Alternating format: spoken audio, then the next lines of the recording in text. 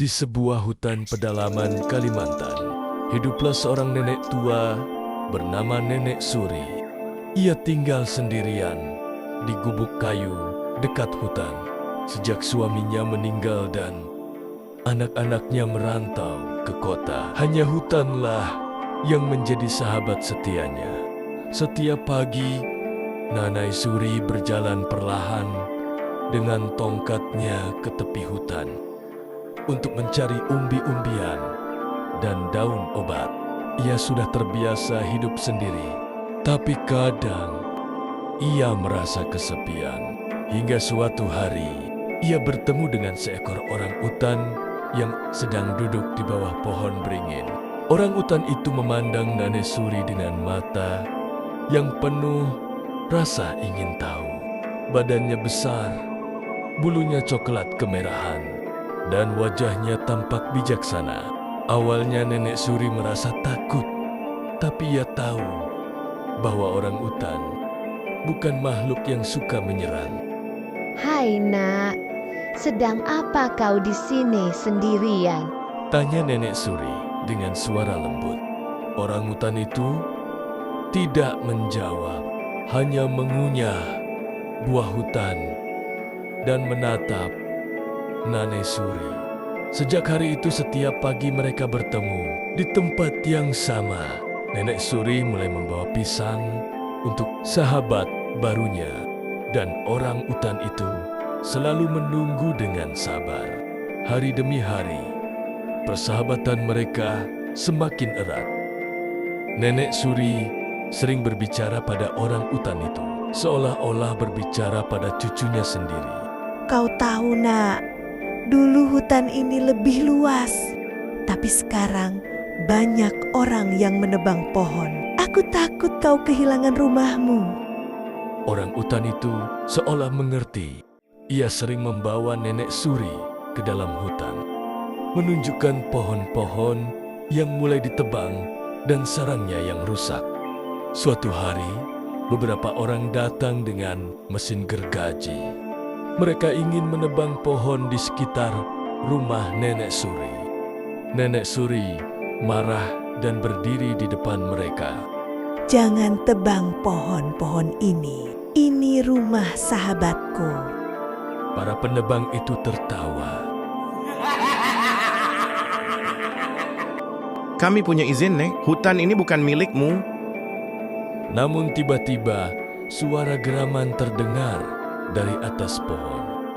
Orangutan itu muncul bersama beberapa temannya. Mereka bergelantungan di dahan, mengguncang ranting, dan membuat suara bising. Para penebang terkejut dan ketakutan. Mereka tidak berani melawan sekelompok orangutan. Akhirnya, para penebang itu pergi, dan hutan kembali tenang. Dan Nenek Suri tersenyum, lalu mengelus kepala sahabatnya dan berterima kasih.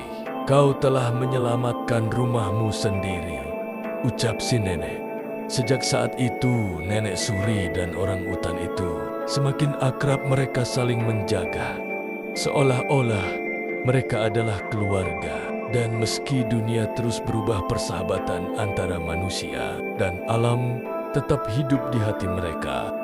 Hari-hari berlalu, Nenek Suri memberi nama Biru karena matanya yang berkilau seperti langit senja.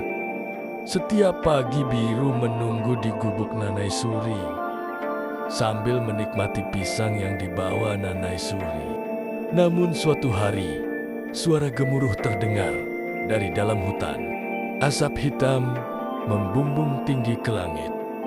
Nenek Suri berdiri dengan cemas di depan rumahnya. Biru juga tampak gelisah. Ia mengeluarkan suara rendah. Tanpa pikir panjang, Nenek Suri mengikuti langkah Biru yang berlari ke dalam hutan. Nenek Suri melihat banyak binatang berlarian ketakutan. Biru membawa Nenek Suri ke sebuah sungai kecil. Di sana beberapa orangutan lain sudah berkumpul. Nenek Suri berusaha memadamkan api. Si Nenek Suri pun pergi ke desa untuk meminta bantuan. Sesampainya di desa, Nenek Suri pun melihat warga yang sedang berkumpul. Nenek Suri pun memberitahu dan meminta bantuan. Beberapa dari mereka mengambil ember dan bergotong royong menuju sungai. Setelah berjam-jam berjuang, hujan turun tiba-tiba, membantu memadamkan sisa-sisa api. Saat langit kembali cerah, Nenek Suri kembali ke sungai mencari biru. Di antara pepohonan yang hangus, hatinya mencelos saat tak menemukannya. Namun dari balik batang pohon yang hitam, muncul sesosok besar dengan bulu yang sedikit terbakar. Biru mengulurkan tangannya dan menyentuh bahu Nenek Suri.